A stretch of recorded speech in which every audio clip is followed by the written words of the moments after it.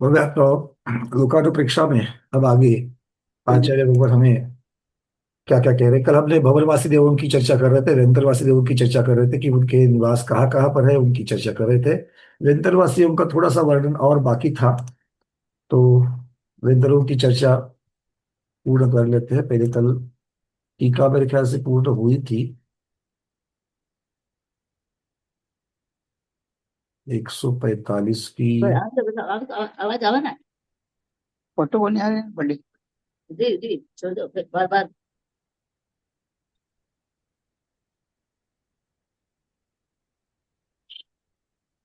जगह सुन रही है ना गा रही है।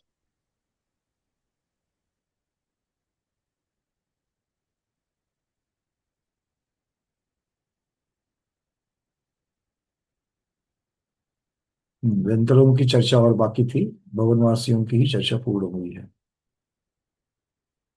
चलिए, कल ये चर्चा हम लोगों ने की थी, फिर से मैं शुरू कर रहा हूँ। जो 145 नंबर का था कि जो टीका है शिवचंद स्वामी की, उसको करते करते हम लोगों ने पूरा थोड़ी सी बेसिक थियोरी देखना चालू किया था। तो ये सारी चर्चा फिर से टीका में आएगी, तो थोड़ा सा रिवीजन भी हो जाएगा। चलिए, रत्न प्रभायाम प्रथम पृथ्वीयाम एक लक्षाशीति सहस्त्र योजन बाहुल्य प्रभितायाम। कल इसकी चर्चा देखी थी हमने कि रत्न प्रभा पृथ्वी के 1,80,000 योजन जो उसका बाहुल्य है, उसकी जो मोटाई है, बाहुल्य अर्थात मोटाई। तो इस मोटाई के प्रथम खर भाग है, इसके तीन भाग किए, खर भाग, पंख भाग और अब बहुल भाग। तो प्रथम खर भाग जो है वो 16,000 योजन, षोडश सहस्त्र योजन बाहुल्य असुर कुलम, उसमें कौन रह रहे हैं खर भाग में। अब यहां से आगे उनके सब बताए जाएंगे कौन कौन कहाँ कहाँ रहते हैं। ठीक है, तो इसके पश्चात आचार्य भगवत यहाँ पर कह रहे थे कि अब कौन कौन कहाँ रह रहा है और उनकी जो भेद है वो कौन कौन से भेद है, ये भी यहाँ पर बताए जा रहे हैं। चलिए, तो सबसे पहले खर भाग में तो 9 प्रकार के भावन आएंगे, किंतु नाग, विद्युत, सुपर्ण, अग्नि, वात, स्तरित, उदधी, द्वीप, दिक, कुमाराणाम। तो ये जो 9 है, ये 9 भवनवासी नाम नवानाम, ये कहाँ रहेंगे, ये खरभाग में रहेंगे। तथैव राक्षस कुलम विहाय व्यंतराणाम सप्त व्यंतराणाम, ये तो इसका मतलब क्या हो गया कि व्यंतरों के जो राक्षस जाति है, व्यंतरों की जो राक्षस जाति है, वो उसको छोड़ करके पहले असुर कुमार को छोड़ा था खरभाग के लिए, अब व्यंतरों में किसको छोड़ेंगे, राक्षस जाति को छोड़ेंगे। इसका मतलब है कि खरभाग में 8 में से एक जाति छोड़ करके 7 प्रकार के वहां पर आएंगे। 7 प्रकार के कौन कौन से हैं, राक्षस कुलम विहाय उसको छोड़ दो, व्यंतरानाम सप्तानाम कौन 7 प्रकार के हैं, किन्नर किम पुरुष महोरग गंधर्व यक्ष भूत पिशाच भवनानि आवासः संति, उनके यहाँ पर भवन कहलाते हैं। तो अधोलोक में जो रहते हैं, अधोलोक के निवासों को भवन कहा गया है। ठीक है, तो व्यंतरवासियों के होवे या फिर भवनवासियों के होवे। फिर अकृत्रिम चैत्यालय की गणना जब करते हैं 7,72,00,000, इसमें तो सिर्फ भवनवासियों को लिया। क्यों, क्योंकि व्यंतरों के असंख्यात अकृत्रिम चैत्यालय हो जाते हैं, और असंख्यात होने की वजह से वो 8,56,00,000 वाली जो गिनती है उसमें ये नहीं आते। और ज्योतिषवासियों के भी कितने हैं, वो भी असंख्यात है, इसलिए वो भी गिनती में नहीं आते। तो गिनती में सिर्फ मध्यलोक के 458, वैमानिकों के 84,97,023, और अधोलोक में भवनवासियों के संदर्भ में 7,72,00,000, इनको मिलाकर के ही हो जाएंगे। आगे लेते हैं, अपि शब्दात चतुर्शीति सहस्त्र योजन प्रमित पंक भागे। अब 84,000 योजन प्रमित प्रमाण पंक भाग जो है उसमें कौन है, असुर कुमाराणाम राक्षसानाम चावासा भवंती। तो असुर कुमार भवनवासियों के और राक्षस वेंतरवासियों के वहां पर रहते हैं। आगे कह रहे हैं, अशीति सहस्त्र योजन प्रमाण अबहुल भागे। अब 80,000 योजन जो अबहुल भाग है, इन दो खर पंख के नीचे जो अबहुल भाग है, वहां पर नारका तिष्ठन्ति, वहां पर नारकी होते हैं। अब चर्चा ये हो गई कि भगवान, यहाँ तो देवों की चर्चा चल रही थी, आपने नारकियों की चर्चा क्यों छेड़ी देवों के बीच में। तब आचार्य भगवत शिवचंद्र महाराज यहाँ पर कह रहे हैं, प्रसंग प्राप्त व्याख्यानम इदम। यहाँ पर प्रसंग आ गया, कौन सा प्रसंग आ गया, चर्चा रत्नप्रभा पृथ्वी की हो रही थी, खर भाग पंख भाग को बता दिया, तो शेष के बारे में भी यहाँ पर हमने बोल करके दे दिया। वैसे नारकीय की चर्चा आगे आने वाली है। चलिए आगे। अब कहते हैं, अपि दुंडम पित्रिय लोये द्वयानाम अपि भवनवासी देवानाम व्यंतर देवानाम च तिर्यक लोके आवासा संति। अब क्या कह रहे हैं? तिर्य लोये, तिर्य लोये मतलब कौन है? तिर्यक लोक। तिर्यक लोक में द्वयानाम अपि, ये दोनों को भी, भवनवासी और व्यंतरवासी, ये दोनों के जो है, उनके तिर्यक लोक में भी आवासा संति, वहां पर तिर्यक लोक में भी इनके आवास है। कौन से आवास है वहां पर, क्या कहते हैं उनको, उसकी चर्चा यहाँ नहीं की। किंतु मध्यलोक में जो भवनवासियों के और व्यंतरों के जो आवास है, उन्हें क्या कहा जाता है? किस नाम से बुलाया जाता है? एक हाथ, दो हाथ, तीन, चार, 210 में से सिर्फ अगर मुझे 8 या 10 अगर लोग मिलेंगे, तो इतनी चर्चा डिटेल्स में हर रोज कितनी कितनी बार करने में क्या मतलब होगा? जो लोगों के वीडियो बंद है उनको मैं फिर से मैं बता रहा हूं, भैया जाग जाओ। आपको अगर कुछ चीजों के बारे में इंफॉर्मेशन चाहिए, तो आपने अपने हाथ ऊपर करो। आप वीडियो बिना खोले कि भी, आपकी कोई प्रॉब्लम हो सकती है वीडियो खोलने की, बिना वीडियो खोले भी आप चर्चा में सहभागी हो सकते हो। चर्चा में सहभागी होने से अज्ञान दूर होता है। चलिए, कौन बताएगा? सुषमा श्रावक दीदी, सुवर्णा श्रावक दीदी बोलिए। सुवर्णा श्रावक दीदी, अगर आप, मेरी आवाज पहुंच रही है आप तक? चलो, उनका वहां से नहीं खुल रहा है। सलमती इंदिरा दीदी, अनम्यूट किया है, बोलिए। अ, वंदना भैया जी, भवन, भवनपुरा और आवास। मध्यलोक में कौन से होते हैं? आपने तीनों प्रकार बता दिए, जिनके नाम यहाँ पर रेडमी 1 मोबाइल के नाम से मैं उनको नहीं पुकार सकता। रीटा शाह दीदी, क्या लिखा है पीडीएफ में? नहीं नहीं, तुमको पीडीएफ में देख करके बताओ, कोई बात नहीं। श्रुति इधर हो जाती है, बट हमको मिलना तो चाहिए अपने नोट्स में क्या लिखा है। चलिए ढूंढिए, आप ढूंढिए, तब तक हम और किसी को पूछ लेते हैं। सारिका दीदी वैशापुर। नदी, तालाब, वृक्ष और गुफाओं में। उन्हें क्या कहते हैं, उसका क्या नाम है? इसको छोड़ करके द्वीप समुद्र के ऊपर भी है, हाँ, द्वीप समुद्र। तो उनके नाम क्या है, वो हमको चाहिए। भवन, हाँ, भवनपुर, और भवन, अरे भवन। भवन तो अधोलोक में, इसका मतलब क्लैरिटी नहीं है आप लोगों को। भवन किसे कहे, भवनपुर किसे कहे, और आवास किसे कहे, 3 प्रकार के होते हैं। अब अधोलोक में तो खरभाग पंकभाग में हमने भवन बता दिए, तो मध्यलोक में कौन से होंगे? भवनपुर और आवास, ये दो ही रह जाएंगे। ठीक है, ये क्लैरिटी होनी चाहिए, तभी तो आप नई चीज समझ रहे हो। पुरानी ये तो आपको पहले से मालूम है, भवन भवनपुर आवास होते हैं, किंतु भवन कहाँ होते हैं, भवनपुर और आवास कहाँ होते हैं, भवनपुर को भवनपुर क्यों कहा है, क्या है, कहाँ पर होते हैं वो, आवास किसके ऊपर होते हैं? ठीक है ना? इन चीजों को अच्छी तरीके से याद करना है इसको, क्योंकि ये ध्यान का विषय है। आगे बढ़ते हैं, चलिए। आप लोग एड्रेस प्लीज निकाल दीजिए।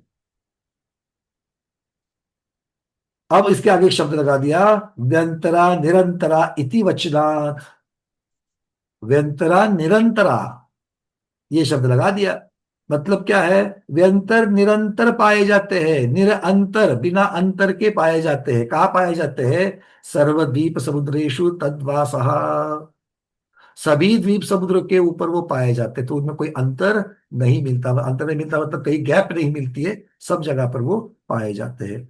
तो ये इसीलिए व्यंतरों को निरंतरा भी कह दिया। आगे कह रहे हैं, भवनेषु वसंतित्येवंशिला भवनवासिनः। भवन में रहने वाले भवनवासी, इस प्रकार से कह दिया। विविध देशांतरेषु येषां निवासते व्यंतरः। विविध देशों में रहने वालों को क्या कह दिया? व्यंतर कह दिया। जो भवनों में निवास करे वो भवनवासी, और जो विविध देशों में जिनका निवास है वो व्यंतर। इस प्रकार के व्यंतर की और भवनवासी की भी कुछ परिभाषाएं करी गई है। चलिए अब चलते हैं आगे, गाथा क्रमांक 146 की तरफ। अब आचार्य भगवान ज्योतिष वासुदेव, कल्पवासी और नारक, इनके स्थानों के बारे में हमें बताने वाले हैं। इसके बारे में किसी को प्रश्न है? भवनवासी और वंतर के बारे में किसी को प्रश्न है? बहुत डिटेल में इंफॉर्मेशन आपको सर्वार्थ सिद्धि तत्व सूत्र के चौथी गाथा में, चौथे अध्याय में मिलेगी। और इसके साथ साथ में गति मार्गणा में भी हमने दी करके रखी है। तो दोनों ग्रंथों में जो हमने पीडीएफ बनाई है उसमें आपको मिल जाएगी। चलिए, चंदा जवारिया दीदी, आपने हैंड रेस किया है। हाँ वंदन भाई, मेरे को वीडियो बंद कर दिया आपने मेरा। चलिए फिर से, अगर ऐसा किसी को हो रहा है तो फिर एक बार निकल करके वापस भी आप आ सकते हो। चलिए, हेमांग दीदी पूछिए। वंदा में माता जी, नमो वंदा भैया। भैया जो तिर्यक लोक में भवनपुर और आवास है गंतरों की और उनके, उसमें भी अकृत्रिम जिनालय की गिनती हम कर सकते हैं? देखो, 7 करोड़ 72 लाख तो नीचे है, उनकी तो गिनती आ गई है। हाँ किंतु अब यहाँ पर क्योंकि कहाँ कहाँ है, ये देव नीचे भी रहते हैं और देव ऊपर भी रहते हैं, तो इसलिए उनकी गिनती करी गई थी। कैसे? जैसे असुर कुमार जाति के जो देव है वो नियम से अधोलोक में रहेंगे, जी। और ये 7 करोड़ 72 लाख जो बताए गए वो भी अधोलोक में है। तो उसमें से 64 लाख जो है वो तो असुर कुमारों के हैं। और जो बाकी के ये तो पंख भाग में रहने वाले हो गए, असुर कुमार।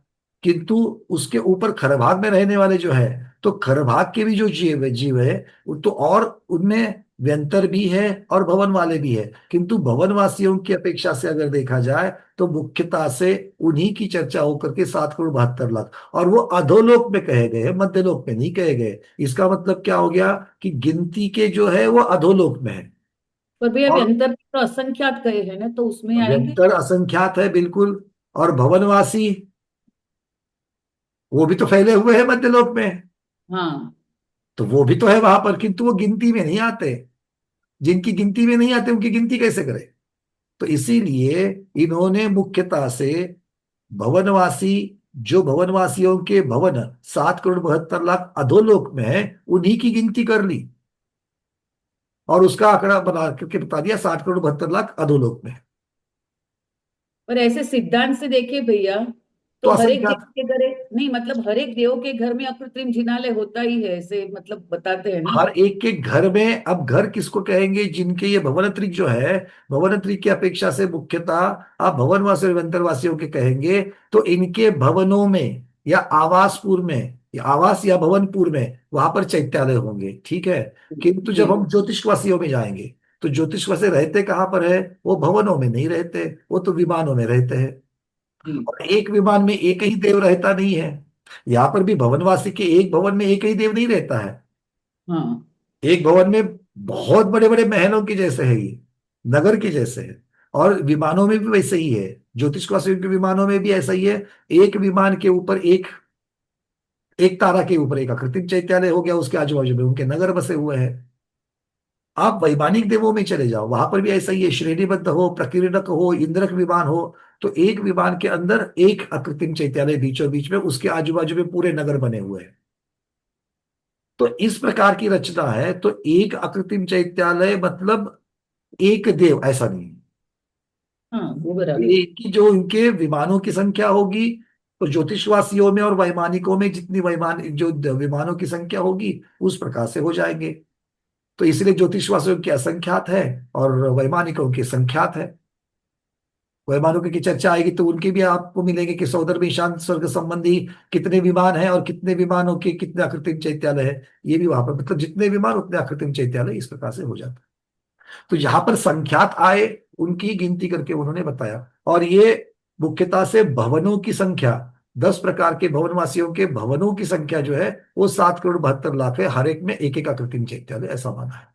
क्योंकि हम मानते तो है कि व्यंतर रहते हैं, जैसे हम आपने कल बताया था ना कि हम्म, वहां से आज से ही करके निकलना चाहिए। जी तो वहां व्यंतर तो है, जी, पर अभी वहां अकृत्रिम जिनालय तो हमें कहीं दिखाई नहीं देते हैं, इसलिए मतलब। बिल्कुल बिल्कुल। और आकृतिम चैत्यालय की जब हम चर्चा करें तो इसीलिए आपको वो जो आवास उनके कहे जाते हैं, उन आवासों में आकृतिम चैत्यालय, आकृतिम चैत्यालय कितने लघु, मतलब सबसे जघन्य, मध्यम और उत्तम, और जघन्य वाले भी बहुत बड़े बड़े हैं। जगन्य वाले कौन से कहे जाते हैं? जैसे वृक्षों के ऊपर, जम्बू और वृक्ष के साल ऊपर है, हाँ। तो उस प्रकार के, तो उस प्रकार से वहां पर ले लेना। अब इसीलिए तो असंख्यात जो बताए गए हैं, वो असंख्यात। अब हम जो सोच रहे हैं कि भैया वृक्ष के ऊपर रहते हैं, वो कौन से वृक्ष? मेरे घर के सामने मान लो आम का वृक्ष है, तो आम के वृक्ष के ऊपर व्यंतर रहता है, तो वो आकृतिक चैत्यालय इतना बड़ा उसके ऊपर आएगा क्या? नहीं आएगा। तो इसलिए ये रहते वृक्षों के ऊपर, बट कौन से वृक्ष पर रहते हैं, कौन से पर्वतों पर रहते हैं, कौन से तालाबों में रहते हैं? आगम में जिनको तालाब कहा गया उनमें तो हमारे बड़े बड़े समुद्र आ जाए, ऐसे ऐसे है वो। और अभी आगे तो और भी प्रकरण आएगा, कल शायद मैंने इसकी चर्चा नहीं करी थी। अब ये आगे वेंतरों की चर्चा जब शुरू होगी है, तो यहाँ ये भी आपको मिल जाएगा इंफॉर्मेशन कि जमीन जिस चित्रा पृथ्वी पर हम लोग चल रहे हैं, उसका एक हाथ छोड़ दो, 1.25 फीट से 1.5 फीट छोड़ दो, वहां से ही देवों की बस्ती शुरू हो रही है। भवनवासी वेंतरों की बस्ती जो है वहीं से शुरू हो रही है। और सबसे नीचे कौन रहते हैं? एक हाथ ऊपर जाकर के किनके आवास है? तो बोले नीचोपपातिक, ऐसा नाम आ गया उनका। ऐसे देव है नीचोपपातिक उनका। नीच उत्पातिक, ऐसा अगर उसकी शब्द का विच्छेद करेंगे तो समझेगा, वो 10,000 वर्ष की आयु वाले हैं। जो आप सबको मालूम है भवनवासी वंतरवासी की कम से कम आयु कितनी है? 10,000 वर्ष। 10,000 वर्ष के बाद में वो देवगति से निकल जाए। तो ऐसी सर्वजगन्य आयु जो जो पाने वाले जो देव है, वो ऐसी जगह पर रह रहे हैं। ठीक है। और ये इसके फिर 10,000 हाथ ऊपर जाकर के ऐसा ऐसा आज वर्णन शायद आज आ जाएगा वो। अब मैं देखता हूँ कि कल कल वाले में नहीं रहा, मेरे ख्याल से आगे ही आ रहा है। ये वर्णन सारा का सारा जो है वो त्रिलोक भास्कर आदि ग्रंथों में है, किंतु संकलन में हमने लिया है। चलिए, हाँ, आ जाएगा वेंतरों के, ये वेंतर देवों के विशेष स्थानों की जब चर्चा आएगी तब इसमें आएगा। ठीक है। तो चलिए, अब यहाँ पर गाथा में तो वेंतरों की चर्चा पूर्ण हुई है। आपके प्रश्न एक बार पूर्ण हो जाए, फिर हम लोग और वेंतरों के बारे में कुछ विशेष जानकारी अलग अलग ग्रंथों से मिलती है उसको भी ले लेंगे, फिर ज्योतिष वासी के पास जाएंगे। समय है ना आपके पास? कार्तिक अनुप्रेक्षा इसी महीने में पूर्ण करना है, ऐसा तो नहीं है ना? हाँ, नहीं तो फिर हो गई बात। ठीक है, चलो, जय श्री श्रावण दीदी, पूछिए। हाँ, वंदामी माता जी, वंदना भैया जी। मुझे ये शंका है कि आप, मैंने ऐसा पढ़ा है कि अत्र तत्र विचरन्ति इति व्यंतराः, तो इसका मतलब क्या होगा? अत्र तत्र सब जगह पर जो विचरण कर रहे हैं वो व्यंतर है। अलग अलग जगह पर अलग, देखो दो प्रकार के अर्थ होते हैं, एक व्युत्पत्ति अर्थ कहते हैं, एक रौढ़ी अर्थ होते हैं। तो दोनों को लेकर के हमको चलना है। यहाँ पर शुभचंद्र महाराज ने क्या उनको बता दिया? निरंतर है। और निरंतर के साथ साथ में उनको क्या बोल दिया? विविध देशांतरेषु एषाम निवासास्ते व्यंतरः। तो अलग अलग जगह पर इनके निवास होते, ये भी है। और यत्र तत्र विचरण करने वाले व्यंतर है, वो भी व्यंतर है। तो किस ग्रंथ में जो व्याख्या आई है वो वहां पर रौडिक से लेना, यहां से ये ले लेना। ठीक है। ठीक है। स्वाति कदरी देवी। वंदना माता जी, वंदना भैया जी। हम्म। जब ये असुर कुमार बदलते रहते हैं ना आयु पूर्ण होने के बाद, जी। तब तब वहाँ के मंदिर वैसे बदलते रहते हैं, वही रहते हैं जैसे हम नया बनाते हैं उसी में। नहीं नहीं नहीं, वही देखो, मंदिर अब कृत्रिम चैत्यालय है तो चैत्यालय बदलेगा क्या? नहीं बदलेगा। नहीं बदलेगा। ठीक है, उसपे पूरन गलन हो रहा है कि उसकी हाँ वर्गनाई जाती है, वर्गनाई आती है, इतना ही है, उसमें और कोई बदलाव नहीं है। जीव वहां से निकल करके चले जाते हैं हाँ, और नए नए जीव वहां पर उत्पन्न होते हैं। तो मंदिर वही वैसे ही रहता है। मंदिर ही नहीं, भवन भी ऐसे ही है, आकृति है भवन भी सारे। हाँ हाँ हाँ। सिर्फ अंदर के रहने वाली व्यक्ति निकल जाती है। ऐसा समझ लेना कि हमारे यहाँ दादाजी ने घर बांधा था, उसी में उसके बेटा भी रहा, उसके बाद में पोता भी वहीं पर रह रहा है, दादाजी चले गए, घर वैसे का वैसा है। ठीक है ना? आजकल इतना नहीं रहता क्योंकि ये सब चेंजेस हो रहे हैं, बट वहां पर हाँ तो ऐसी ही चर्चा है। और वहां पर हाँ। पोता बेटा और पोता नहीं होता, बट अगले अगले जीव जो वहां पर उत्पन्न हो रहे हैं वो वहीं पर होंगे। ठीक है, ठीक, धन्यवाद। चलिए, और किसी का? हाँ, विजयलक्ष्मी दीदी पूछिए। जो खर बाग में जो वेंतर रहते हैं हम्म। उनको भवनवासी बोलते हैं क्या? क्योंकि भवनों में रहते हैं ना वो। नहीं नहीं नहीं, देखो, भले वहां पर वो रहते कहाँ है, वो भवन में ही रहते हैं, वो अपने अपने वो निवास को भवन ही कहा है, किंतु उनको भवनवासी नहीं कहा, वेंतरिज बोलने का। निरंतर ही कहा है। और जो मध्य लोक में जो मतलब जूने घर खंडर गुफा में वो लोग रहते हैं आवास में, तो उधर भी उनके चैताल्य रहते, ऐसा रहता है क्या? नहीं बिल्कुल, रहता है क्या? सबके सबके यहाँ पर भवनों में आकृतिक चैत्यालय है ही है। नहीं नहीं, इधर ऊपर खंडर और गुफा में अपने इधर हम जहाँ रहते मध्य लोक में वहां रहते हैं। मध्यलोक के द्वीप समुद्रों में, खंडरों में, पर्वतों में, गुफाओं में, कहाँ पर तो वो असंख्यात बन जाते हैं। नहीं नहीं, अब हम जहाँ रहते हैं जो जो हवेली है समझो, एक जुनी कोई अरे वहां वो पर वाले खंड। खंडरों, मैंने अभी इसीलिए थोड़ी देर पहले किसी ने, हेमा दीदी ने वही प्रश्न पूछा था। खंडहर में उसका निवास मतलब वो आता जाता है, इसका मतलब ये नहीं कि वहां पर रहेगा वो। अच्छा अच्छा अच्छा, और मतलब जगन्य आता से जाता। जगन्य आकृति चैत्यालय को देख लो, आगम में उसकी कितनी चर्चा, मतलब कितना विस्तार बताया है। तो उतना विस्तार तो किलोमीटर में जाएगा, तो किलोमीटर खंडहर के ऊपर किलोमीटर का मंदिर कैसे बिठाओगे? नहीं नहीं, मतलब वो आते जाते रहते दूसरी तरफ, लेकिन हाँ, आते तो जाते वो उनका प्लेस पे। बिल्कुल हाँ। बिल्कुल सब जगह पर उनका विहार हो रहा है, विचरण हो रहा है। और नहीं, उनका। और एक कुछ बोलो। पूछना था तो, कि वो वेंतर लोग अपने मनुष्य को भी तकलीफ देते हैं ना, किसी किसी का उनका अवधि ज्ञान। तो वो मंदिर में एंट्री करते, अपने भगवान जो रहते दिगंबर जैन मंदिर में वो एंटर करते हैं वो वेंतर। क्यों नहीं कर सकते? बिल्कुल कर मतलब वो सकते हैं। मनुष्य को तकलीफ दे रहा है, तो हम भगवान की इधर है देखो, तो सबसे तकलीफ। पहले बात तो हमको ये समझनी है, उसको इक्विवेलेंट समझ लो। चूंकि अच्छा। हमें वो दिखते नहीं है, उनका वैकृतिक शरीर हमें नहीं दिखता है, और उनके उनके जो उनकी ताकत है, उनके बल का अंदाजा हमें नहीं है। ऐसे समझ लो कि हमारे मंदिर में कोई अजैन बहुत बलशाली है, तो अपने मंदिर में आ गया अंदर। मंदिर में आ सकता है कि नहीं आ सकता है? आ सकते हैं, आ हाँ। सकता है। आकर के वो चुप भी बैठ सकता हम्म है ना? लोग बाकी के बैठे, ये भी आकर के बैठ सकता है, किसको मालूम है ये कौन जैन है क्या जैन है, पर आकर के बैठ सकता है। और अगर चाहिए उसको, अगर मान लो उसको किसी ने कुछ बोल दिया, उसका भी माथा ठनक गया, तो वो किसी से झगड़ा भी कर सकता है। हम्म झगड़ा भी कर सकता है। झगड़ा अगर हाथापाई पे आ गए, तो हाथापाई पे आया तो उसका बल कितना है, पहलवान के जैसा। और आपका हम्म और हमारा कितना बल। मतलब इस हम्म प्रकार से हम समझ सकते हैं कि अगर वो तकलीफ देने पर आ जावे, और वो तो कोई वितराग भगवान नहीं है, वो हम्म, कोई वितराग भगवान नहीं है। तो नहीं। आपको और हमें जैसे, अगर अपनी जगह पर कोई बैठा तो हमें गुस्सा आता है, उनको भी गुस्सा कहीं पर भी आ सकता है। उनके अगर उनकी, देखो, जीवों को जिनके पास चारों प्रकार की कषाय है, वो कषाय भड़कने के लिए जो निमित्त चाहिए, अगर वो निमित्त मिल जावे, तो कषाय भड़केगी। और कषाय भड़केगी तो कषाय के भड़कने के ऊपर वो जीव किस प्रकार से रिएक्ट करेगा, वो तो उस जीव के ऊपर है। अब आप स्वाध्यायी हो, कोई जबरदस्त जोर से झगड़ा करने के लिए आया, तो भी आप समझाने की स्थिति में रहते हो, अरे रुक रुक जा भाई, पहले समझ तो लेते हैं क्या हो गया क्या नहीं। आप समझाने की, सुलझाने की एटीट्यूड में रहते हैं। हर कोई ऐसा नहीं रहता है। जो झगड़ालू, जिसका स्वभाव झगड़ालू अगर बंद करके बैठा, वो तो पहले बाहर ये करके क्यों रे आए, है ना? अबे बोलेगा तो काबे बोलेगा वो। तो इस प्रकार से ये चीजों को हमें समझना है। किंतु इसका मतलब यही नहीं होता, ये अगर मान लो ये व्यवस्था ऐसी है कि वो कहीं जाते आते हैं, इसका मतलब ये नहीं कि हर मंदिर में जाते हैं, इसका मतलब नहीं कि हर एक के घर में जाकर के झांकते हैं, ये भी नहीं होता। नहीं नहीं, मैं बोली किसी को मनुष्य को तकलीफ देते होगे अब तकलीफ तो की जो उनसे चर्चा आती छुटकारा है, पाने के लिए अपन जिन मंदिर और भगवान का ध्यान करते तो तकलीफ वो भाग कर जाते हैं, ऐसा सुना था मैं। देखो ये बातें होती है, कैसे होती है? क्योंकि जैसे तकलीफ देने वाले हैं, अगर आपने, जैसे आप अपने मंदिर में सुरक्षा गार्ड को बिठाते हो, तो हम्म। आपके मंदिरों में भी तो मंदिरों की रक्षा करने वाले है कि नहीं है? हाँ, यक्ष जो यक्षिणी है। वीतराग भगवान नहीं है, हाँ बरोबर, है यक्ष ना? यक्षिणी। क्षेत्रपाल होते हैं, यक्ष यक्षिणी हाँ, यक्ष होते हैं। यक्षिणी। और ये जो है, ये सम्यक दृष्टि के ऊपर भगवान के भक्तों पे ऊपर आया हुआ उपसर्ग दूर करना स्वयं का काम, स्वयं का कर्तव्य समझते हैं।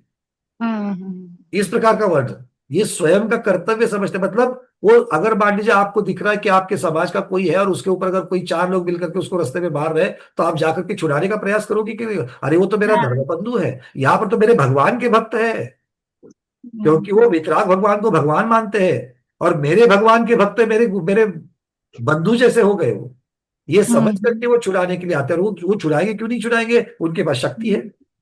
हाँ बरोबर। तो इस प्रकार की चीजें भी जरूर होती है, और इसीलिए बहुत जहां पर, जहां पर अतिशय क्षेत्र है, तो आपको इस प्रकार के वर्णन भी देखने के लिए मिलते हैं कि भाई वो राजा की सेना हाँ। आई थी यहाँ पर ध्वंस करने के लिए, अंदर ही जा नहीं पाई, या यहाँ से उनको भागना पड़ा। ये होता कैसे है? या फिर चोर आए थे, वो चोर अंदर प्रवेश नहीं कर पाए, या चोर के लिए यहाँ पर बड़ी जोर से घंटा बजने लगी तब यहाँ से वो भाग गए। तो ये सारी प्रक्रिया का देखो, हर एक चीज को उसके उसके नजरिए से देखना चाहिए। ठीक है, चलिए गुरुदेव विराजमान हो चुके हैं, दर्शन कर लेते सब लोग।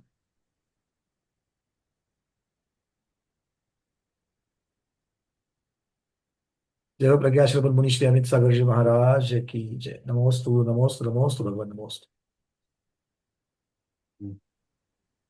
आशीर्वाद सबको, आशीर्वाद। चलिए अब थोड़ा सा आगे चलते हैं, और क्या क्या पता चल रहा है देखिए व्यंतरों के बारे में, ताकि हम एक आगे चले। प्रसंग और बता दें भैया जी। हाँ गुरुदेव प्लीज बताइए कृपया।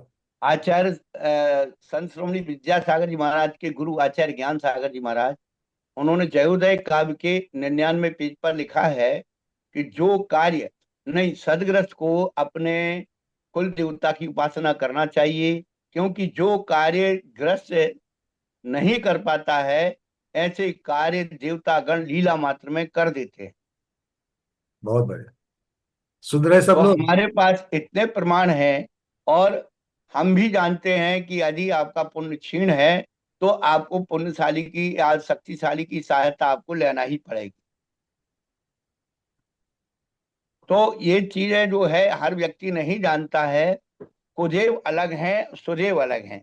हमारे जो 24 यक्षखणी हैं, हम बहुत चिंतन करते हैं, तो ये हमारे 24 यक्षखणी सौम्य रूप हैं, और उनके जो देवी देवता हैं वो उग्र रूप हैं। उनकी काली जो है जीव ऐसे बाहर निकाली हुई है, अस्त्र शस्त्र प्रहार कर रही है। हमारे देवताओं के हाथ में अस्त्र शस्त्र जरूर है, लेकिन प्रहार करते हुए नहीं है। जी जी।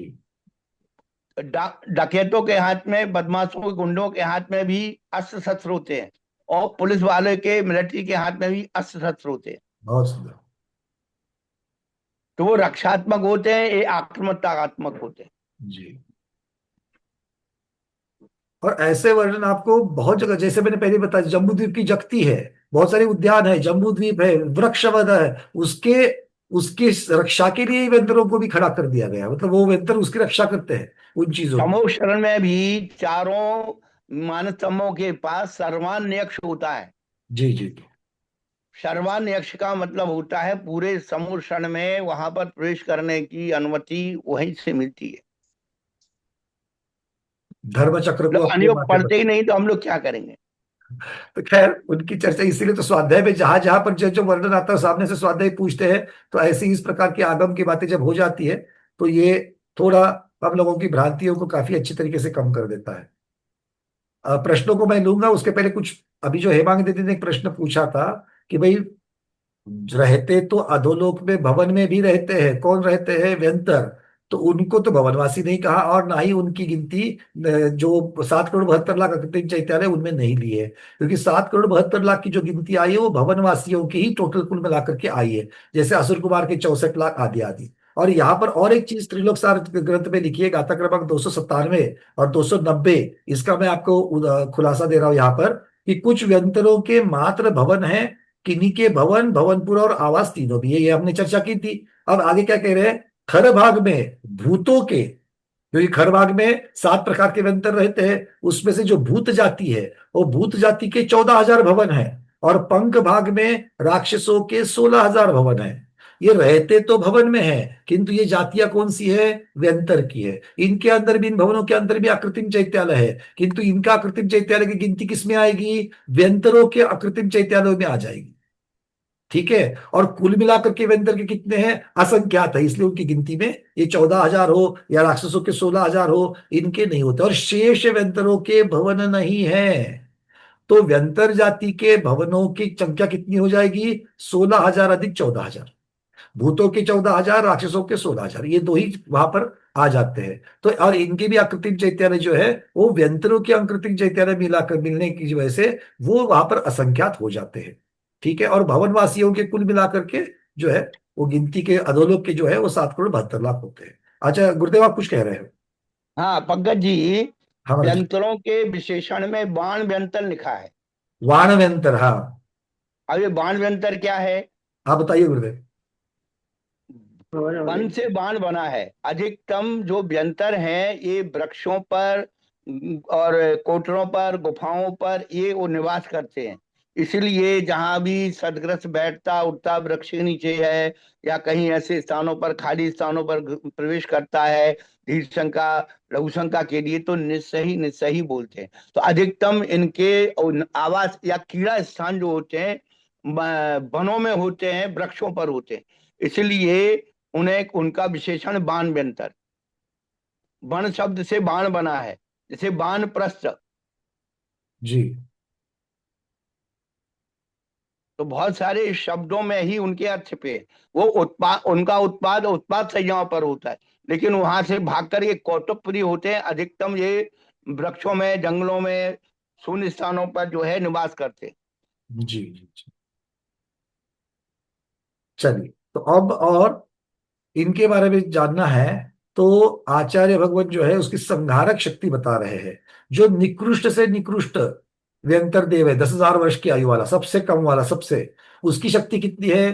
तो 150 धनुष्य विस्तार और उतना ही 150 धनुष्य मोटी, इतनी भूमि उखाड़ने की क्षमता उस जघन्य देव में है। और 100 मनुष्यों को पालने की और मारने की भी क्षमता है। ये कितनी आयु है? 10,000 वर्ष की निकृष्ट आयु, जघन्य आयु लेने वालों की है। और अगर पल्योपम में जो आयु मिलती है, व्यंतरों को पल्योपम की आयु है, और वो पल्योपम की आयु वाले षटखंड प्रमाण पृथ्वी को पलटने की और उसमें स्थित लोगों को मारने की क्षमता। देखो, एक देव पल्ले की आयु है और षटखंड, 6 खंड के प्रमाण, मतलब पूरा का पूरा भरत क्षेत्र उखाड़ने की एक देव के अंदर शक्ति है। और उसके अंदर जितने जीव है उनको उतने जो मनुष्य है उनको, या लोग हैं जो उनको मारने की क्षमता रखता है। मतलब आप देख सकते हैं कि कितनी प्रकार की इनको शक्ति हो सकती है। ठीक है। और गमन कितना करते, क्या स्पीड से ये चलते हैं, इसकी भी चर्चा आई। जो निकृष्ट आयु वाले 10,000 वर्ष के आयु वाले हैं, वो एक समय में संख्यात योजन जाते हैं। एक समय में संख्यात योजन। संख्यात तो आपको पता है, संख्यात की बहुत सारी चीजें आती है। संख्यात संख्यात संख्यात को हम छोटा नहीं आंक सकते, संख्यात को, है कि नहीं? सब लोग हम संख्यात को समझते हैं। और फिर एक समय में असंख्यात योजन पल्ले की आयु वाले व्यंतर जा सकते हैं। एक समय में असंख्यात, एक समय को हम लोग पकड़ पा रहे हैं क्या? अरे सेकंड को पकड़ना भी मुश्किल हो रहा है हमारे लिए। तो एक सेकंड में तो कितना, समझ लेना फिर आप, ठीक है ना? संख्यात 1000 आवली हो जाती है और एक आवली में असंख्यात। एक आवली में कितने समय है? असंख्यात समय है। कौन सा वाला असंख्यात? जघन्य युक्त असंख्यात। अभी मैं 50 बार पूछूंगा, जब तक याद नहीं होता तब तक मैं पूछूंगा। जघन्य युक्त संख्यात वाले समय, क्योंकि तब तक हमें उसकी भाव भासना नहीं होगी कि समय कितना छोटा है। और असंख्यात समय होते हैं, इसकी भाव भासना हो जाएगी तो हम निगोदिया की तरफ देखने के लिए हमारा नजरिया बदलेगा कि हाँ, उसके पास भी है, वो जीव भी तो अपना शरीर बना रहा है, वो भी तो अपनी पर्याप्तियां पूर्ण करके वो पर्याप्तकवादी बन रहा है। और ऐसे पर्याप्तक बने जीव को, इतना सब करके वो बेचारा पर्याप्तक बना और हम उसको मार रहे हैं। ठीक है ना? तो इस प्रकार से इसको देख सकते हैं। अब और भी आ गया। अभी किसी ने पूछा था कि वो मनुष्यों को किस प्रकार से दे सकते, तो व्यंतरों के बारे में एक बात ऐसी भी है कि मृत शरीर में क्रीड़ा करने का स्वभाव व्यंतरों का है। व्यंतरों का स्वभाव मृत शरीर में क्रीड़ा करने का है। अब मृत शरीर में क्रीड़ा कौतुक प्रिय होते हैं, कौतुक प्रिय, कौतुक प्रिय कहे गया उनको। मतलब मृत शरीर में उस जीव की तो आत्मा निकल गई है, किंतु अब उसके अंदर व्यंतर की आत्मा घुस जाएगी।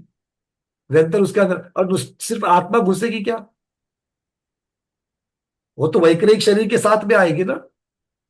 तो वो वैक्रिक शरीर मतलब वो उसके अंदर क्रीड़ा करने के लिए आएगा। और किसी क्षपक राज, अगर मान लो कोई संलेखना करके जिन्होंने समाधि करी है, ऐसे क्षपक राज हो, उनके मृत शरीर में कोई भूत जाति या पिशाच जाति का व्यंतर, भूत जाति और पिशाच जाति, और इसीलिए तो लोक में शब्द हो गया, इसको भूत लग गया है, इसको पिशाच लग गया है। तो ये भूत और पिशाच जाति वाले उनके अंदर प्रवेश करके क्रीड़ा कर सकता है, किंतु आगम में इसको रोकने की भी विधि दी गई है। मतलब जब भी, हाँ, नीरज जी कह रहे हैं छेदन मंथन क्रिया, बिल्कुल। तो ये इसके ऊपर तो वे हम महाराज जी से बात भी करेंगे। महाराज जी को तो इसके बारे में और भी जानकारी है और विस्तृत जानकारी गुरुदेव दे सकते हैं। पर इतनी मैं सिर्फ आपको बताऊं कि इस प्रकार की चीजें हो सकती है, ये समझ करके पहले से ही उसका उपाय किया जाता है। अब मैं मुनि श्री अमित सागर जी गुरुदेव को मैं विनती करता हूँ, गुरुदेव इसके ऊपर थोड़ा प्रकाश डाले, क्योंकि आपके अधिकार की बात यही है। हाँ। तो जैसे शाम को या रात्रि में किसी छपक की समाधि हो जाती है तो उसके पैर के अंगूठे को छेदन करके और वहां पर धागा बांध दिया जाता है, और वहां पर रात्रि भर जागरण किया जाता है, मंत्रोच्चारण किया जाता है। इसलिए कि यदि कोई व्यंतर आदि है वो उनके शरीर में और कौतुक के प्रवेश करके और लोगों को डरा सकता है और उससे लोग डर सकते हैं, और उसकी तो ये सब प्रक्रियाओं को करने के लिए आचार्य भगवानों ने तो हम लोगों को आदेश दिए हैं। चरणान योग की विधि है कि जब उनके पैर के अंगूर छेदन करके क्रिया कर देते हैं तो उससे वो संभावना खत्म हो जाती है और भंग हो जाता है अंग भंग होने से। और जैसे अंग भंग की बलि नहीं दी जाती है, इसी तरह अंग छेदन करने से वह व्यंतर की प्रवेश की विधि रुक जाती है। और मुख्यतः से अंग छेदन की वजह से वो उसका रोग हो जाता है। चलिए अब थोड़ा सा आगे बढ़ते हैं। अब वे व्यंजनों की जो हमें 8 जातियां मुख्य बताई थी, आगम में इसका उत्तर जातियों का भी भेद है। इन जातियों में उपजातियां हैं। जैसे किन्नर, ये एक जाति हो गई व्यंतर की। इसके अंतर्गत 10 जातियां आती है और उनके नाम भी दिए गए हैं। किम पुरुष किन्नर, हृदयंगम, रूपपादी, किन्नर किन्नर, आनंदित, मनोरम, किन्नरोत्तम, रतिप्रिय और ज्येष्ठ। इसमें से एक गंधर्व जाति सब लोगों को पता है, क्योंकि गंधर्व जो है वो देवों के दरबारों में, इंद्रों के दरबारों में गान वगैरह करते हैं, वहां पर म्यूजिक वगैरह बजाते हैं। अब ये जो गंधर्व जाति है, इस गंधर्व जाति की 10 उपजातियां हैं। नाम देखिए उसका कैसे है। हा हा, हु हु, इस प्रकार के उन जातियों के नाम है। हा हा, हु हु, नारद, तुम्बरु, वासव, कदम्ब, महासवार, गीतरति, गीतरस और वज्रमान। इस प्रकार से है। पिशाच जाति जो है, इसकी उपजातियां देखिए। कुष्मांड, यक्ष, राक्षस, सम्मोह, तारक, अशुचि, काल, महाकाल, शुचि, सतालक, देह, महादेव, तुष्णिक और प्रवचन। ये 14 प्रकार की जातियां हैं। अब प्रवचन नाम निक्षेप से ले लेना यहां पर जाति का, नहीं तो प्रवचन की चर्चा और ये प्रवचन शब्द सामर्थ्य की तरफ से मत लेना। भूत के 7 उपजातियां हैं और भूतों की जाति के नाम देखिए क्या है। सुरूप, प्रतिरूप, भूतोत्तम, प्रतिभूत, महाभूत, प्रतिच्छिन्न और आकाशभूत। इस प्रकार से यहां पर सुरेखा दीदी प्रश्न पूछ रही है कि अगर व्यंतर ने क्षपक के, अगर मान लो मृत शरीर में प्रवेश कर लिया, तो क्या वो सारी शरीर की क्रिया कर सकता है, उठकर चलना वगैरह? अब तो वो व्यंतर के हाथ में है ना कि वो क्या क्या करवाता है। हाँ हाँ, वो वो कुछ कर भी सकता है, सब उछल सकता उड़ा भी सकता है, शरीर को कुछ भी कर सकता है। ठीक है, चलिए अब इसके आगे बहुत उनके चैत्य वृक्ष होते हैं, व्यंतरों के घरों के सामने चैत्य वृक्ष होते हैं, ये भी आ गया। और चैत्य वृक्ष भी कैसे है? अरहंत प्रतिमाओं के सहित चैत्य वृक्ष है, ये भी पंकज बात। जी एक विशेष बात बोलनी है। हाँ गुरुदेव बोलिए। हमारे देवताओं के स्वरूप बहुत सौम्य होते हैं। सम क्या बोलते, समचतुर संस्थान की चर्चा। संस्थान होता है, बहुत स्वरूप होते हैं। तो ये अन्न देव जो आपने 24 तीर्थंकर के यक्ष यक्षिणी है, गौमुख यक्ष है या अनंत प्रकार के उनके आकार प्रकार हैं, तो ये क्यों होते हैं? गुरुदेव एक प्रश्न यहाँ पर भी उठता है कि जैसे गोमुख यक्ष का जो मुख है, वो बहुत बार वृषभ के जैसा, बैल के जैसा दिखाया जाता है, मूर्ति में भी बनते हैं इस प्रकार से। तो देवों के शरीर तो बड़े सुंदर होते हैं, तो क्या ये इस प्रकार का, और आगम में वर्णन है तभी तो इस प्रकार से शिल्पकला बनती है। तो इसके ऊपर आप हाँ थोड़ा प्रकाश डालिए। हाँ, यही मैं बताना चाहता हूँ। पहले आप लोग के अंदर जिज्ञासा पैदा कर दूं तो हाँ हमने जो अपना युक्तिपूर्ण ज्ञान लगाया कि जो अन्य देवी देवता कुदेव देवी देवता हैं उनके आक्रमक रूप हैं, उग्र रूप हैं, हमारे यहाँ के सौम्य रूप हैं, पहली बात। दूसरी बात उसका जवाब ये है कि उन देवी, क्योंकि ये तो बेहतर है, उन्हें रूप रखने का एक अलग ही आनंद आता है। जैसे बहुरूपिया होता है तो अलग अलग प्रकार के रूप बना करके लोगों को कौतुक करता है, उसी प्रकार से उन व्यंजनों को उस रूप का रूप बनाने में उन्हें आनंद आता है। बहुत सुंदर। मतलब ये दो तीन चीजें इसकी तरफ देखनी होगी। एक, उनको रूप बदलने में आनंद आता है, और दूसरा, बहुत बार ऐसी भी व्यवस्था बनानी पड़ती कि आपको आक्रामक दिखना है, तभी तो आने वाले को थोड़ा तो उसके मन में डर पैदा होगा। अगर मान लो कोई वहां पर उपद्रव के लिए आ रहा है, तो उपद्रव करने के लिए आएगा, तो यहाँ पर अगर 100 में देखेंगे तो 100 में देखेंगे तो उपद्रव और करेंगे, अगर 100 में नहीं दिखेंगे तो थोड़े समय के लिए क्या ये जाकर के इस प्रकार से अपना रूप धारण कर सकते हैं। साक्षात में मूल रूप तो उनका सुंदर है ही है, किंतु इस प्रकार के रूप वो धारण करना उनका स्वभाव। और दूसरी उनका बात, कौतुक है, रुचि है। कौतुक रुचि, बिल्कुल। और दूसरा, प्रसंगोत्पाद भी हो सकता है। हाँ, अब मैंने जो कहा था कि व्यंतर देवों के जो विशेष स्थान कहे गए हैं, हम जिस चित्रा पृथ्वी पर चल रहे हैं वहां पर एक हाथ ऊपर जाकर के उनके निवास शुरू हो जाते हैं। सबसे नीचे कौन है? 10,000 वर्ष की आयु वाले नीचोपपातिक देवों के निवास। मतलब चित्रा पृथ्वी से एक हाथ ऊपर जाओ तो उनके निवास चालू हो जाते हैं, इतना नीचे। फिर वहां से 10,000 हाथ ऊपर और चले जाइए, वहां पर किसकी, वो एरिया किसका है, उस ऊंचाई पर वो कौन निवास बनाते हैं, आवास बनाते हैं? तो वो कह रहे हैं कि 20,000 वर्ष के आयु वाले दिग्वासी देव उनको कहा जाता है। 20,000 वर्ष की आयु वाले जो है वो 10,000 हाथ की ऊंचाई पर जाकर के बनाए, मतलब वो फ्लोर उनके लिए रखा। अब उसके ऊपर चलिए, 30,000 वर्ष की आयु वाले और 10,000 हाथ ऊपर चले जाइए, वो वाला एरिया उनके लिए रिजर्व। वो कौन से देव है? अंतर निवासी देव कहते हैं। ये सारे व्यंतर है, अंतर निवासी कहा जाता है। उनकी आयु कितनी है? 30,000 वर्ष की। और 10,000 हाथ ऊपर चले जाओ, अब वो एरिया किसके लिए है? 40,000 वर्ष की आयु वाले कुष्मांड देव के लिए है। 50,000 वर्ष की आयु वाले उत्पन्न देव, मतलब अब 10,000 के ऊपर 20,000, 20,000 ऊपर चल रहा है, अब यहां से ऊपर 20,000 हाथ ऊपर जाना है।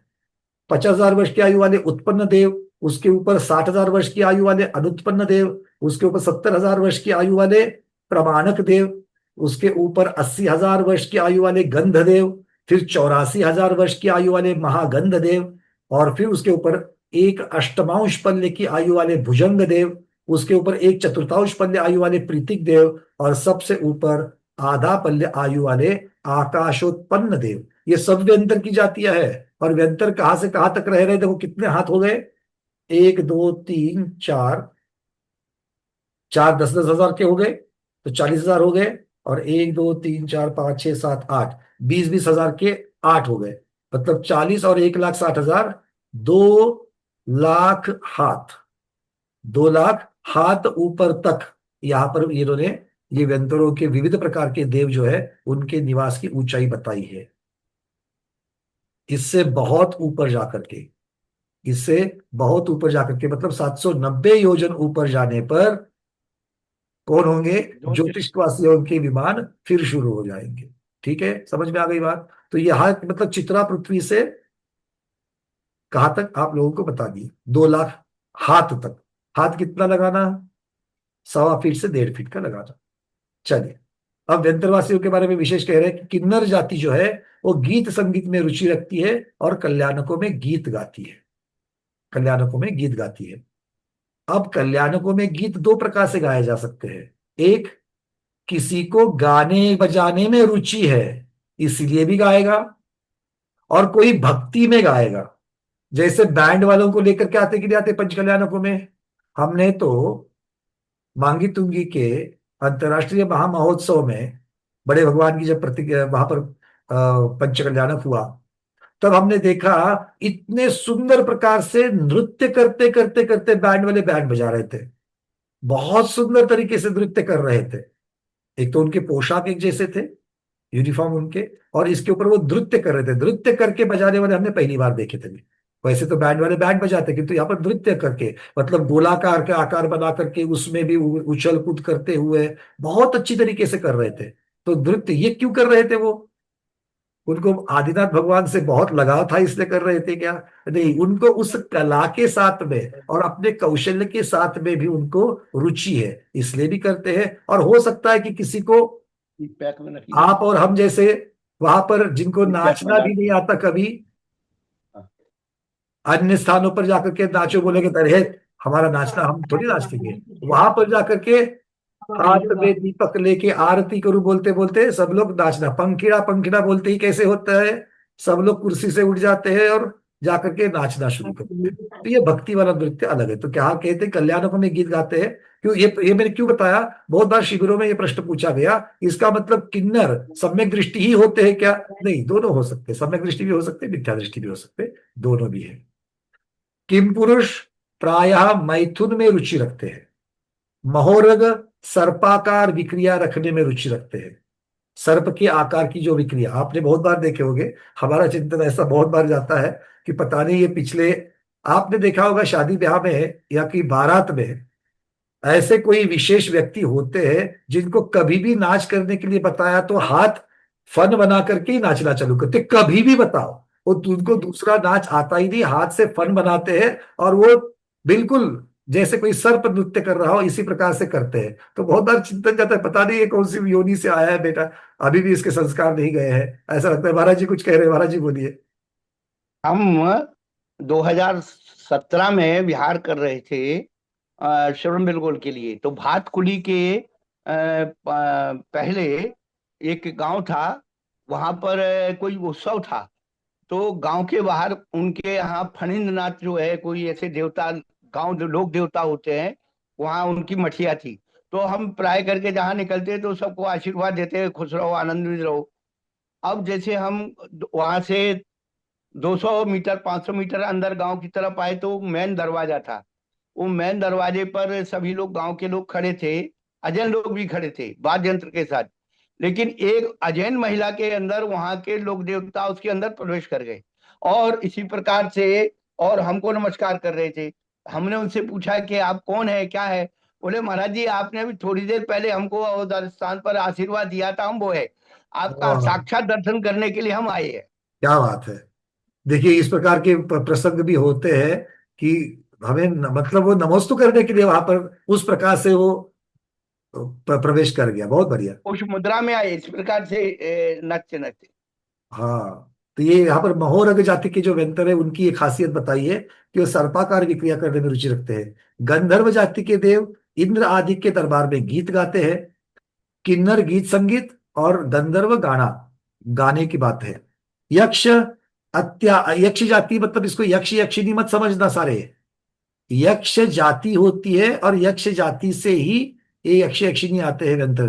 तो उसमें बहुलता से कैसे है? यक्ष अत्याधिक लोभी होते हैं और भांडागार, मतलब जहां पर कोठिया गोडाउन आदि जहां पर संग्रह किया जाता है धन आदि का, वहां पर ये नियुक्त होते हैं।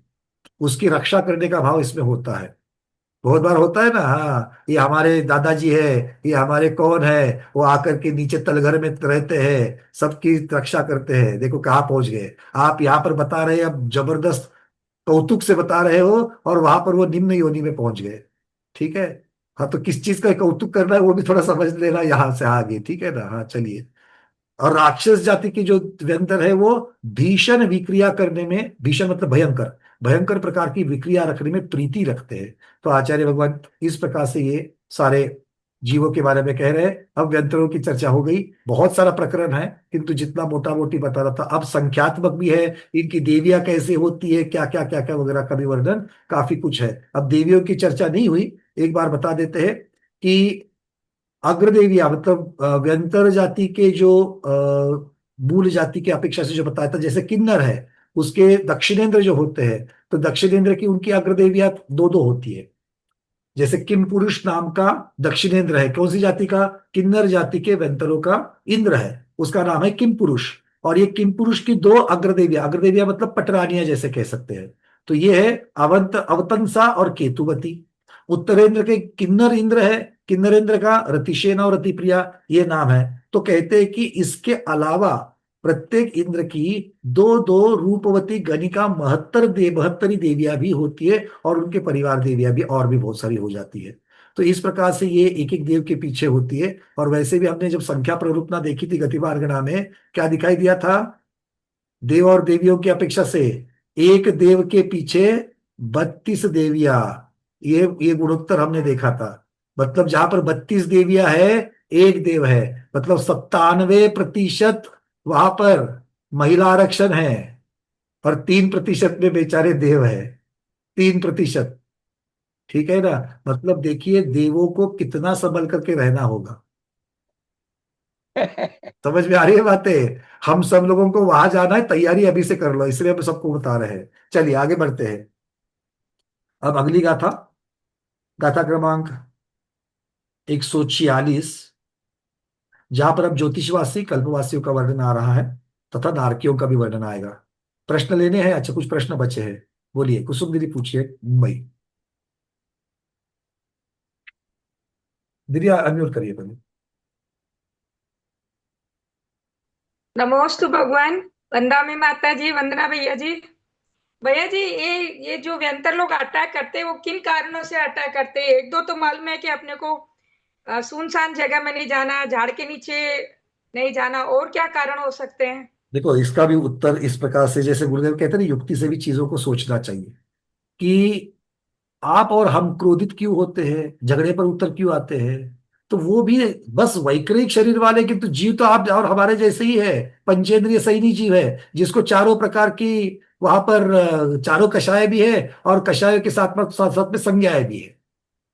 तो कषाय जब होती तो परिग्रह, आपके परिग्रह के ऊपर अगर कोई हाथ डालने के लिए आएगा तो भी आपको क्रोध होता है। आपके मान को ठेस पहुंचती है, आपका कोई अपमान करता है तो आप क्रोधित हो जाते हो। आपकी अपेक्षा का भंग होता है, आप जैसे आपके परिवार से या किसी से आप अपेक्षा रखते कि इसने ऐसा ऐसा करना चाहिए, वो वैसे नहीं करता है तो भी हमें गुस्सा आता है। अब हमने अपेक्षा रखी थी कि आज भोजन अच्छा मिलना चाहिए और रोटी आ गई आधी जली, तो भी गुस्सा आता है। हाँ या ना? हाँ। नहीं, आज मैं नमक का उदाहरण नहीं दूंगा, नहीं तो क्या है। हाँ, कहाँ गए हमारे अच्छा हेमांगी जी, दीदी? हेमांगी दीदी है कि अच्छा नहीं? जी। हेमांगी दीदी बोलती है, भैया हमेशा नमक का उदाहरण देते, कब नमक का? शायद भैया की थाली में हर रोज शायद नमक कम आता होगा, है ना? ऐसा नहीं है। खैर, खैर, मजाक की बातें छोड़ दीजिएगा।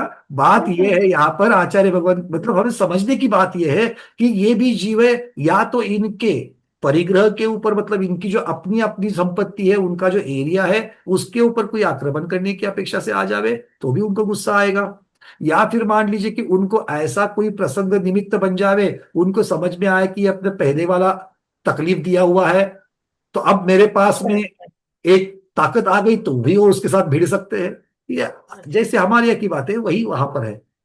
ज्यादा कुछ बदलता नहीं है यहां से वहां जाने के बाद, ये बात को समझ लेना। क्योंकि जिनके लिए बहुत कुछ बदलता है, जैसे यहाँ पर सकल संयमी थे, और वहां पर क्या, भी चौथे गुण स्थान में सम्यक दृष्टि बने हुए है, तो भी वो अपने संस्कारों के साथ में वहां पर मृदु बने रहेंगे। उनके ऊपर वो संस्कार है कि जो संस्कार उनको यहाँ पर मिले हुए हैं, कि यहाँ पर कषाय भड़कती है तो भी उसको शांत कैसे करें, संयोजन कषाय के साथ भी यहाँ से गए हैं। तो इस प्रकार की चर्चा को भी हमें समझना चाहिए कि इन्हीं प्रकार की चीजें वहां पर होती है। ठीक है, मोटा मोटी भी इस प्रकार से समझ लें। ठीक है भाई, वंदना भैया। मानिक पाटिल दीदी। नमस्तु महाराज जी, वंदा में माता जी, वंदना भैया जी। भैया जी, जब भी क्षेपक मुनि राजों के शरीर में वैक्रिक क्रिया करते हैं तो छेदन करके ये करते हैं, तो मनुष्य के शरीर में भी प्रवेश करता होगा ना? हाँ, तो एक शपक राज जो है, तो शपक मुनि भी हो सकते हैं, और शपक जो है वो मनुष्य चतुर्थ गुण स्थान व्यक्ति गृहस्थ भी हो सकता है, पंचम गुण स्थान व्यक्ति गृहस्थ भी हो सकता है। हाँ, और तो ये मनुष्य। बात तो है, ये बात है कि क्षपक मतलब क्षपक के प्रति यहाँ पर आगम की चर्चा चल रही थी, विधि की। तो हाँ, आगम में विधि किसकी दी जाएगी? क्षपक की अपेक्षा से दी जाएगी, जो गृहस्थ भी हो सकते हैं और बुद्धिराज भी हो सकते हैं। अब अजैनों के साथ में क्या होता होगा, अब ये तो भजनी है, मतलब वो तो जो जो होता होगा, क्योंकि वहां पर तो वो किसकी अपेक्षा से जाएगा? अलग अलग अपेक्षा से जाएगा, और शक्ति तो उसके अंदर है ही, तो वो भी वहां से उसको उठा करके वो कुछ भी कर सकता है। ठीक है ना? ठीक है भाई। पूर्णिमा दीदी। नमोस्तु महाराज जी, बंदाई माता जी, बंदा भैया। अभी महाराज जी ने बता रहे थे कि प्रथमानुयोग में भी ये बहुत वर्णन है। तो प्रथमानुयोग में जब श्री कृष्ण जी और जरासंध के साथ जब युद्ध करने जाते हैं, तो उनको युद्ध को रोकने के लिए देवी वृद्धा का रूप लेके आती है, और क्या करती, मार्ग में अग्नि जला प्रवेश करा देती है। तो जरासंध डर जाता है, और इस प्रकार का उनकी कृष्ण जी की जो सेना रहती है वो युद्ध से वंचित रहने की, युद्ध करने से पीछे चले जाते हैं, और जरासंध डर के पीछे चला जाता है कि अब उन्होंने अग्नि में प्रवेश कर दिया है। ऐसा वर्तमान देखो, युग तो में भी सहायता आया। तो जरूर करेंगे। विद्या, विद्या की क्या है, जो विद्याधर होते हैं, जो विद्याएं होती है, वो विद्याएं कौन है? विद्या मतलब विद्याओं के अधिष्ठित जो देवी देव देवियां रहते हैं वही रहते हैं। जो आपने सुना होगा चक्र रत्न, चक्र भैया जी रत्न की खंड रक्षा, चक्र रत्न के अधिष्ठाता देव होते हैं, वो भी उसके साथ चलते रहते हैं। तो इस प्रकार से इसका मतलब है कि ये आयुधों के भी और विद्याओं की भी अधिष्ठित देव देवियां होती है, जो सहायक होती है और सहायता करती ही करती है। ठीक है। कुसुम मेरी कलकत्ता। नमस्ते गुरुदेव, वंदना माता जी, वंदना भैया जी। मेरा बहुत पहले से हैंड था भैया जी। वो जो अपन देवी देवता हमारे यक्ष यक्षी 24 तीर्थंकरों के जितने भी हैं, 24 यक्ष यक्षी देवी, ये सब भवनवासी तो होते हैं? नहीं, यक्ष यक्षी व्यंतर बताए गए हैं। नहीं, अपने अभी धर्मेंद्र देव जैसे भवनवासी इसको में आया। इसको अच्छी तरीके से समझने की जरूरत है। देखिए, नाम साधर्म की वजह से जो पार्श्वनाथ भगवान ने कुमारावस्था में जिनको जिन सर्प और नाग नागिनी को बचाया था, और जिसके फलस्वरूप वो धर्मेंद्र अर्थात नागकुमार जाति के, भवनवासी के नागकुमार जाति के इंद्र बने, और वो उनकी इंद्राणी बनी है। ठीक है। कहीं पर इनका नाम पद्मा भी आता है, कहीं पर नहीं आता है, कहीं पर आता है, किंतु कहीं पर आता जरूर है कि पद्मा नाम आता है। अब इन्हीं का साधर में जो है वो पार्श्वनाथ भगवान की यक्ष यक्षिणी के साथ भी नाम धर्मेंद्र और पद्मावती है। अब धर्मेंद्र ये नाम जो है आगम में अलग अलग नाम भी है। पार्श्वनाथ भगवान के यक्ष के नाम अलग दूसरा भी नाम आया हुआ है। और हम महाराज जी को बोलेंगे, महाराज जी हाँ, इसके नाम यही पर क्लियर डालेंगे। करना था, तो बोले ये यक्षी नाम नहीं। वही महाराज, मतलब ये वही यक्ष यक्षिणी है, ऐसा कहीं पर भी नहीं बताया गया है। और हमने तो गुरुमुख से, मतलब गुरुदेव ध्यान सागर जी महाराज के मुखारविंद से मैंने सुना है, और हो सकता है कि मैंने उसको किस अपेक्षा से लिया या जो भी है, बट अभी मैंने उनके प्रवचनों में सुना है कि वो वाले जो है वो भवनवासी के नाम साधर में जिनका धर्मेंद्र और पद्मा नाम है वो है। और ये यक्ष यक्षिणी जो भगवान के तीर्थंकरों के जो होते हैं वो मुख्यतः से यक्ष जाति के वो व्यंतर होते हैं, व्यंतर और व्यंतरी होते हैं। तो एक भवनवासी है, दूसरे व्यंतरवासी है, नाम साधर में है, और कुछ नहीं है इसमें। यानी यक्ष यक्षी सब व्यंतरवासी होंगे, ये व्यंतरवासी होते हैं। बस यही जानना था जी गुरुदेव, इसके महाराज ऊपर जी। और आप क्या कुछ बोलना कहना चाहते? चाहोगे? गुरुदेव, इसके ऊपर आप कुछ कहना चाहोगे? अब क्या कहेंगे? नहीं नहीं, मतलब कितना भाई है? सही तो कहा मैंने, कुछ गलत तो नहीं कहा मैंने इसमें। ये हाँ, आपको पूछने नहीं का नहीं, मतलब मैं ठीक है। ऑथेंटिकेट करना चाहता हूँ कि भैया बड़े उससे हम ऑथेंटिकेट कर ले कभी कभी किसी चीज को। अब जो कोई मानने को तैयार नहीं उनके लिए क्या करेंगे? हाँ ना नहीं ठीक है, बट व्यंतर मतलब माने ना भवनवासी माने, कितने ही प्रमाण दे दो, उनको कुछ नहीं करो। मतलब बहुत सारे लोग हैं ना, मतलब ये भ्रांति है। जैसे महाराज जी कह रहे हैं, मैं तो कहूंगा 90% हमारे समाज में ये भ्रांति है नाम साधर्मी की वजह से, क्योंकि स्वाध्याय नहीं है। स्वाध्याय होगा तो बिल्कुल ये समझेगा कि वो अलग अलग है दोनों चीजें। वो नाग नाग जलते हुए नाग नागिन जो है वो धर्मेंद्र पद्मा भवनवासी के देव देविया बने हैं, इंद्र इंद्राणी बने हैं, और भगवान की यक्ष यक्षिणी अलग है। ठीक है। यानी यक्ष यक्षिणी जो भगवान के आजू बाजू में रहते हैं समावसरण में, वो व्यंतर है, वो हाँ, अलग है, वो वो वही नहीं है, वो वही नहीं है, नाग नागी का जीव नहीं है। और ये आगम प्रमाण है इसके। चलिए, यानी 24 यक्ष यक्षी अलग है और धर्मेंद्र पद्मावती अलग है। बिल्कुल, क्योंकि ये भवनवासी भी गए हैं, और वो यक्ष यक्षिणी जो है सभी भगवंतों के तीर्थंकरों के वो व्यंतर होते हैं।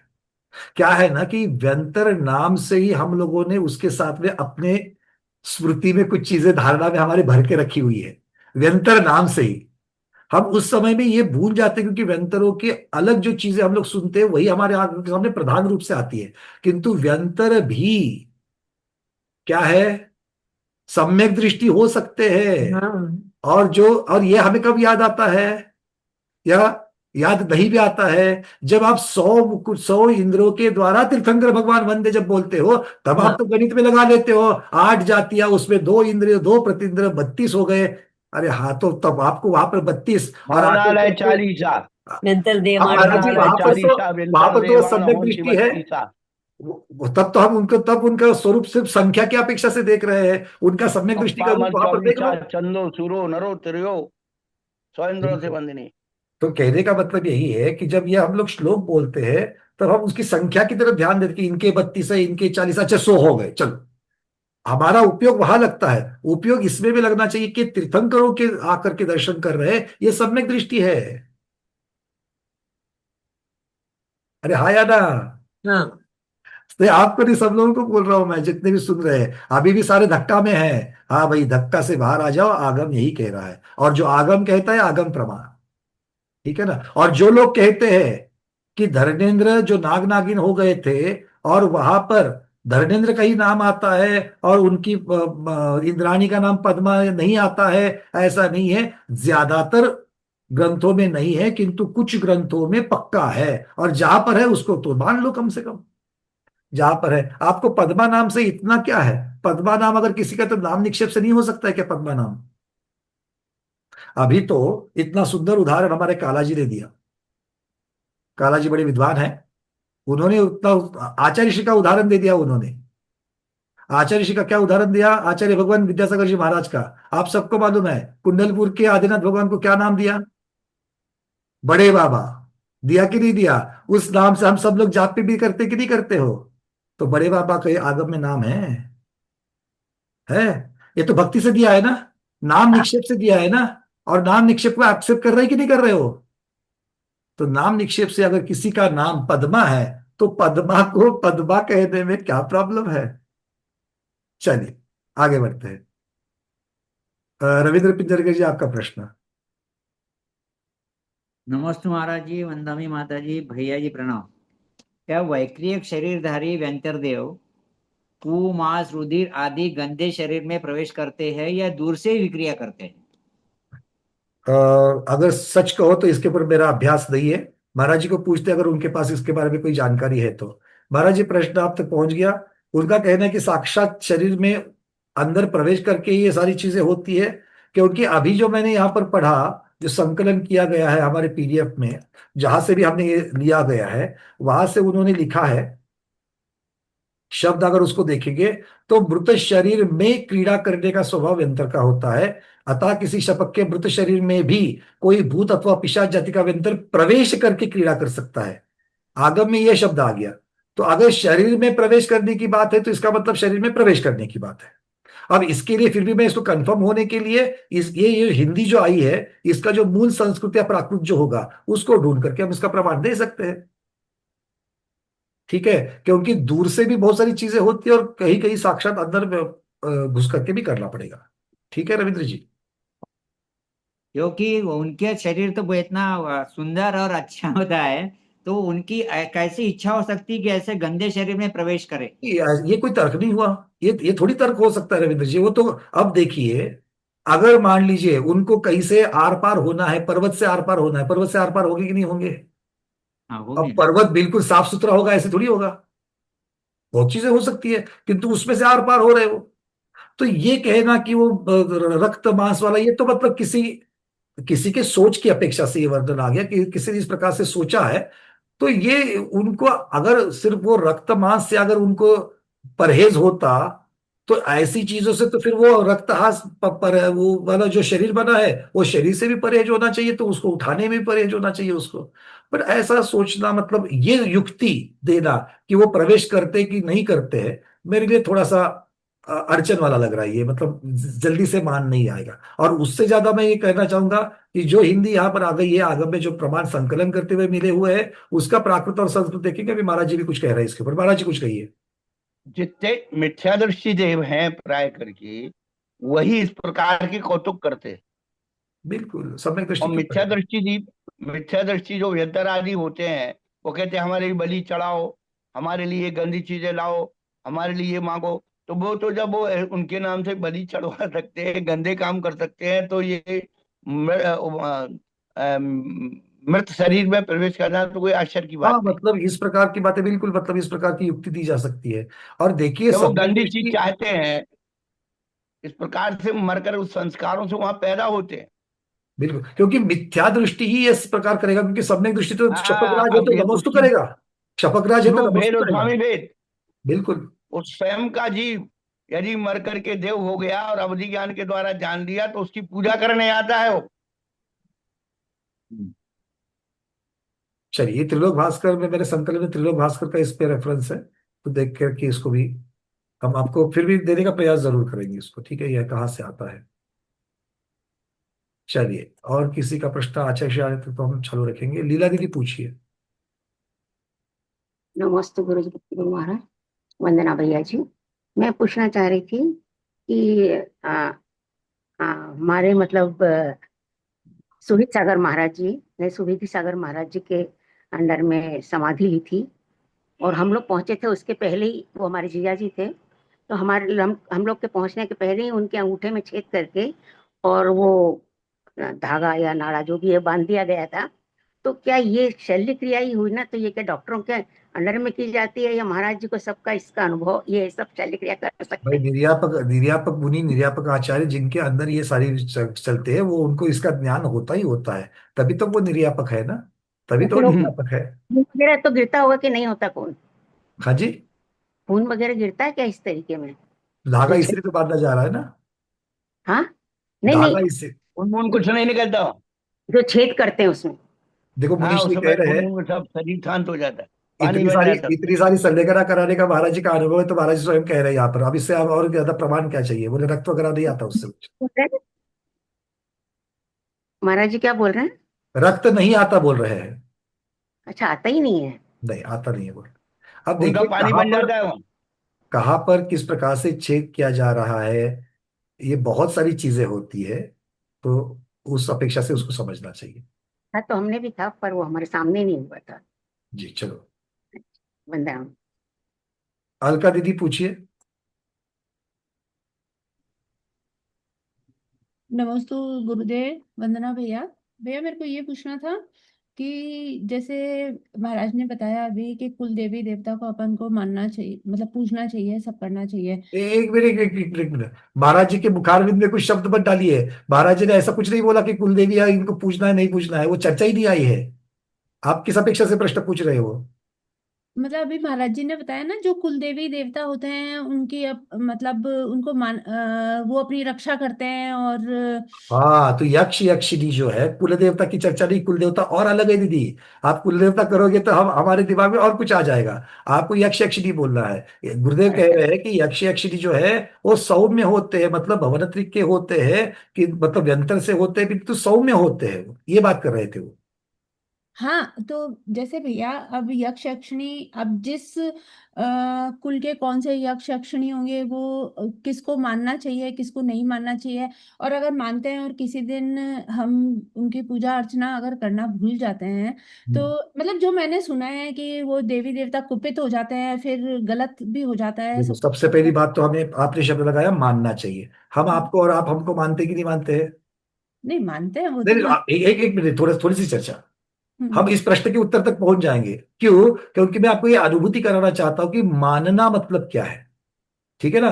क्या हम आपको, जब देखो अभी यहां पर जो भी जिसका माइक खुल रहा है वो क्या कह रहा है? महाराज जी नमोस्तु, माता जी वंदामी, भैया वंदना। हाँ।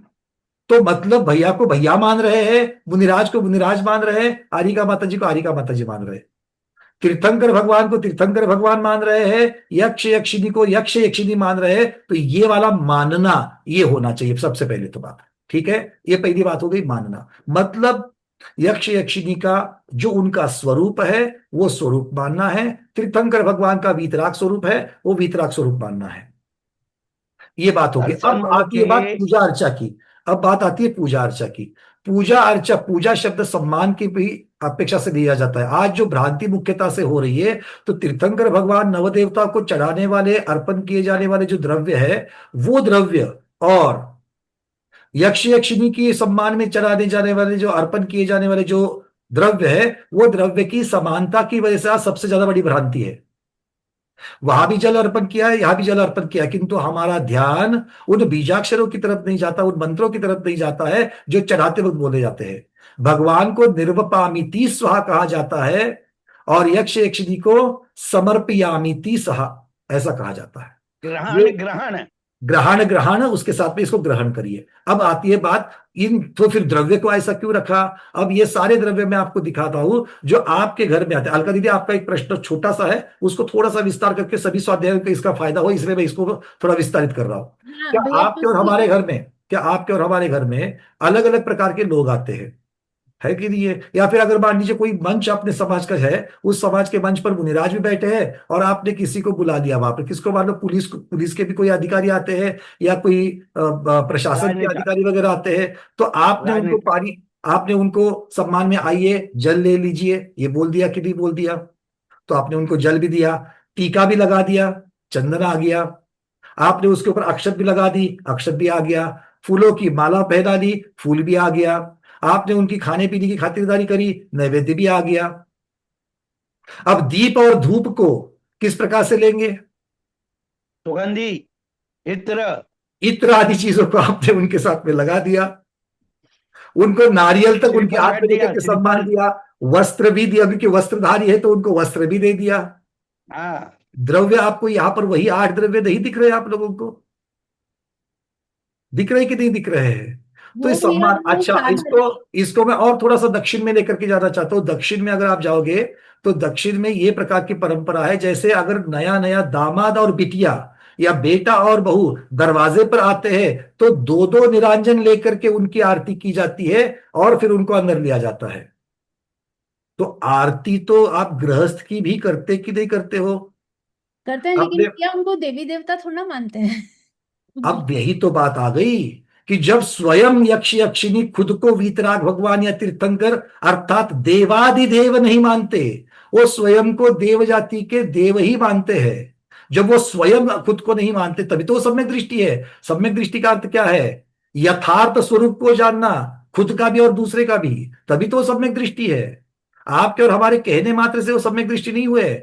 आपके और हमारे कहने के वो उसके ऊपर वो अवलंबन नहीं है, उसके ऊपर निर्भर नहीं है। वो साक्षात में सम्यक दृष्टि है, और सम्यक दृष्टि है मतलब यथार्थ स्वरूप को जानते हैं। और यथार्थ स्वरूप को जानने की वजह से उनको मालूम है कि मैं कौन हूं और ये देवादिदेव कौन है, तभी तो वो देवादिदेव भगवान के समोसरण में उनकी भी आराधना कर रहे हैं।